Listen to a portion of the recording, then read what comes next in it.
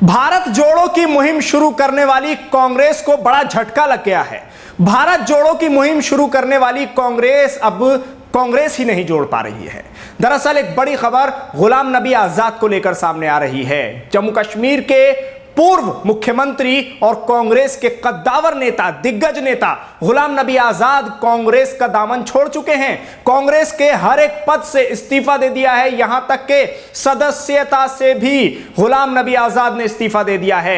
यह एक बड़ा झटका है कांग्रेस को, क्योंकि जहां एक तरफ कांग्रेस को भारत जोड़ो यात्रा निकालने की तैयारी करनी है, तो वहीं अब कहा जा रहा है कि कांग्रेस पहले खुद के अंदर जो फूट पड़ी है उसको तो जोड़ ले। और यह बात गुलाम नबी आजाद की तरफ से पहले ही कही गई थी। आपको आज इसी खबर पर कुछ अहम बातें बतानी है।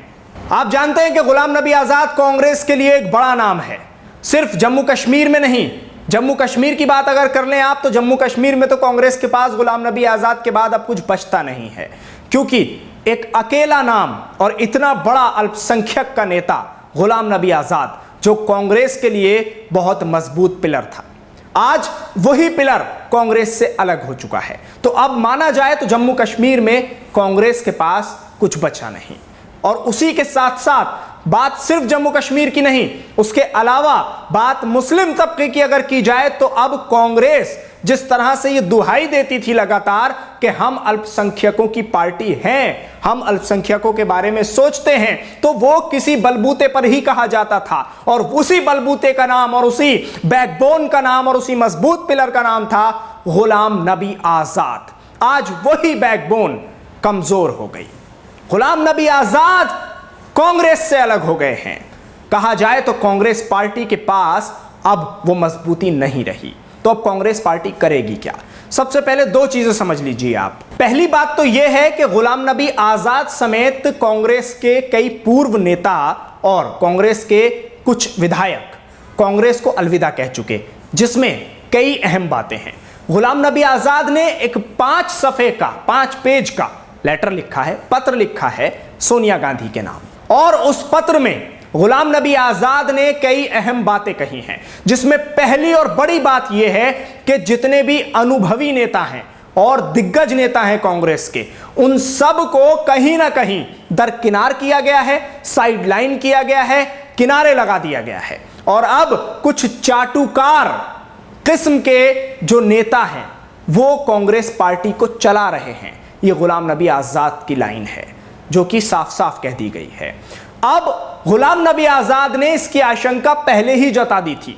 काफी समय पहले गुलाम नबी आजाद को यह लग रहा था कि उन्हें कहीं ना कहीं पार्टी में साइडलाइन किया जा रहा है, और उनसे जितना काम पार्टी को लेना चाहिए और जिस लायक वो हैं कि पार्टी उनसे कुछ बड़े काम ले सके, कुछ मशवरे ले सके और कहीं उनको इस्तेमाल कर सके, तो वहां पार्टी छोटे कद के जो नेता हैं उनको इस्तेमाल कर रही है, उनसे काम ले रही है और अनुभवी नेताओं को साइड में रख रही है। यही कांग्रेस की एक कमजोर कड़ी है कि जिससे कांग्रेस हर बार हार मान रही है, और कांग्रेस कितनी ही मेहनत कर ले आगे नहीं बढ़ पा रही है। अब बात कर ली जाए मुस्लिम क़यादत की, जो कि कांग्रेस में है। उसमें गुलाम नबी आजाद का पहला नाम है, अव्वल दर्जे के हैं, और अब गुलाम नबी आजाद भी कांग्रेस को अलविदा कह चुके हैं। गुलाम नबी आजाद दरअसल कांग्रेस के लिए एक मजबूत पिलर का नाम है, और उस पिलर को पहले ही ये लग रहा था कि मुझे साइड में रखा जा रहा है। यह आशंका पहले ही गुलाम नबी आजाद जता चुके थे कि जो चाटुकार किस्म के लोग हैं वो पार्टी में अपनी राय दे रहे हैं और उन पर अमल हो रहा है, लेकिन दिग्गज नेताओं को पार्टी कहीं ना कहीं साइड में रख रही है। 2-3 बातें और हैं इसमें। पहली यह है कि अब कांग्रेस के बाद गुलाम नबी आजाद का स्टैंड क्या होगा। तो इसमें 2 चीजें आपको बताना चाहता हूं। जिस तरह प्रधानमंत्री नरेंद्र मोदी की तारीफ करते नजर आए थे गुलाम नबी आजाद, और प्रधानमंत्री नरेंद्र मोदी भी गुलाम नबी आजाद की तारीफ करते नजर आए थे उस समय कि जब गुलाम नबी आजाद संसद से अलविदा कह रहे थे।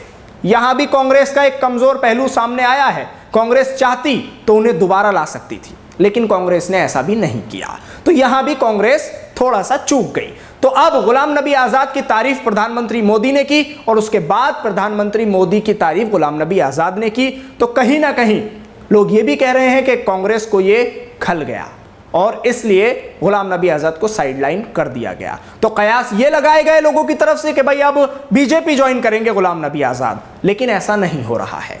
गुलाम नबी आजाद बीजेपी ज्वाइन नहीं कर रहे हैं। बड़ी खबर इस वक्त की यह भी है, गुलाम नबी आजाद हो सकता है कि अपनी पार्टी खड़ी करें और एक नया राजनीतिक दल लेकर सामने आए गुलाम नबी आजाद, क्योंकि वो इस चीज को कर सकते हैं। उनके अंदर ये क्षमता है कि वो एक नई पार्टी मजबूत तरीके से खड़ी कर सकते हैं और जो उनके सिद्धांत हैं और जो उनके काम करने का तरीका है उससे वो कामयाबी भी हासिल कर सकते हैं। तो ये दो अहम बातें हैं, ना तो बीजेपी ज्वाइन कर रहे हैं और ना ही कांग्रेस में दोबारा अभी वापसी हो रही है। जबकि फारूक अब्दुल्ला एनसी के नेता, उन्होंने कह दिया है कि गुलाम नबी आजाद को पार्टी में वापस बुलाने के लिए कांग्रेस पार्टी को प्रयास करने चाहिए, बातचीत का रास्ता दोबारा इख्तियार करके कांग्रेस में लेकर आना चाहिए, क्योंकि यह कश्ती डूब रही है और डूबती हुई कश्ती से किसी मजबूत ऐसे पिलर का खत्म हो जाना, ऐसे नेता का चले जाना कि जो उस कश्ती को किनारे लगा सकता है, उस नेता को इस तरह से पार्टी को नहीं छोड़ना चाहिए था। उन्होंने एक राय गुलाम नबी आजाद को भी दी है। उन्होंने कहा है कि कश्ती में रहकर ही कश्ती को किनारे लाया जा सकता है, कश्ती को छोड़कर जाने में कश्ती डूब जाएगी। तो ये एक अहम कड़ी गुलाम नबी आजाद जो कि पार्टी की माने जा रहे हैं। अब पूरे देश में इस वक्त एक ही खबर चर्चा का विषय, गुलाम नबी आजाद आखिर करेंगे तो करेंगे क्या। ये दोनों बातें मैंने आपको बता दी हैं और ये दोनों बातें बहुत अहम हैं, क्योंकि गुलाम नबी आजाद बीजेपी ज्वाइन नहीं करने वाले हैं, ये भी सुन लीजिए, और उसी के साथ साथ ये भी सुन लीजिए कि गुलाम नबी आजाद अपनी एक पार्टी खड़ी करें। आप क्या कहते हैं हमें कमेंट्स के जरिए जरूर बताइएगा, क्योंकि अब कांग्रेस के लिए तो ये एक बड़ा झटका है। वीडियो को ज्यादा से ज्यादा शेयर करिए।